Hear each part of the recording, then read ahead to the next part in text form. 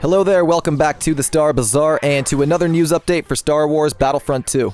We're now winding down off of a great 2 months of content. We got Felucia as a new planet in both Capital Supremacy and Heroes vs. Villains, we got the new Clone Commando, and some new hero appearances last month. Today we're going to take a look ahead. We have a new community calendar to go over, as well as some developer insight into the delayed content that was supposed to come at the end of this month. We also have great news regarding support for Battlefront 2 in 2020. Before we jump into it, do me a favor and hit that subscribe button below the video. According to YouTube's analytics, out of everybody who watches my videos, only 25% of you are subscribed to the channel. To the other 75%, I really appreciate it. Thanks for tuning in. Just consider subscribing so that you can get notified for all future Battlefront 2 and Jedi Fallen Order videos here at the Bazaar. Let's go ahead and get started though, because there is quite a bit to go over today. First thing to talk about is the new calendar detailing all the in-game events in Battlefront 2 this month. We're going to try to breeze through this one real fast.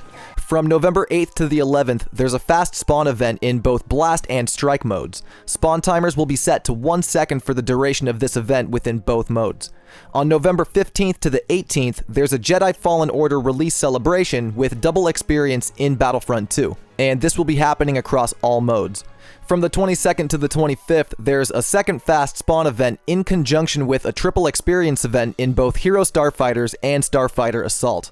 Lastly, on November 29th up until December 2nd is Boots on the Ground, which is the Trooper and Reinforcement only mode, but it sounds like this time we get to play as vehicles too. So in Galactic Assault and Capital Supremacy, everything will be available to us except heroes during this event. As you may notice, this calendar is missing the monthly game update, which is usually shown on these calendars. That's because this month our game update is getting postponed up until the first week of December. The team over at DICE put out this PSA earlier today. It says, "Hey everyone, we wanted to give you a heads up on our plans as we move through the last 2 months of 2019. By now, we're all used to our monthly cadence of releases, however, we're going to be shaking things up a little. What this means is that we're going to reposition the update that was scheduled for release at the end of November into the first week of December.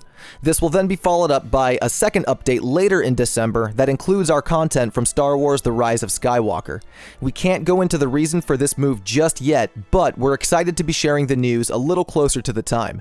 To ease any concerns you may have, we also want to clarify that this does not impact the content we are releasing, as it remains the same as planned. So with that, no, there will be no game update this month in November, but next month there will be 2. Our community manager, Ben Walk, elaborates a little bit, saying, "To confirm, this is not about bugs or fixes. The reason will be apparent at the time, but it's not something we can talk about just yet. It is good news though." I find this really interesting because both November and December are huge months for Star Wars in general. We have the release of The Mandalorian, Jedi Fallen Order is coming out this month. This month also marks the 2nd anniversary of Battlefront 2, and then Rise of Skywalker in December. To ease expectations a little bit, Ben has already come out and stated that it is not content from Fallen Order or The Mandalorian. Let me know your guesses for what this content might be in the comments below. There appears to be a lot of secrecy behind the scenes at DICE right now. Apparently, they're having to withhold community transmissions, which would give us information about the upcoming content because it might contain spoilers for Episode 9. Besides just the transmissions, the team is also having to withhold information about the new reinforcements that are now confirmed to be dropping in December. Ben confirms they're coming out that month, but still says that they can't quite talk about them just yet because of reasons. My guess is those reasons have something to do with Episode 9. With all of this considered, it sounds like November is going to be a pretty chill month for Battlefront 2, but come December, it's going to be an absolute blowout of content that month. I'm pretty hyped. To keep adding on to the good news, it's now confirmed that there will be second chances for the event-exclusive content that was dropped a few months ago in Battlefront 2. This includes the Princess skin for Leia Organa and the Yavin Ceremony skin for Luke Skywalker, and the Kenobi emote for Darth Maul. All 3 of these were event exclusives, and it sounds like there will be more information soon about how you can get this content if you missed it the first time. We will have a follow-up video going over all of those details once they drop, so once again, be sure you're subscribed to the channel so you get notified for that. And our last bit of news today has to do with probably the biggest question surrounding Battlefront 2 right now. Will it see support in the year 2020? We have an answer, and at the very least, it looks like January is going to see support.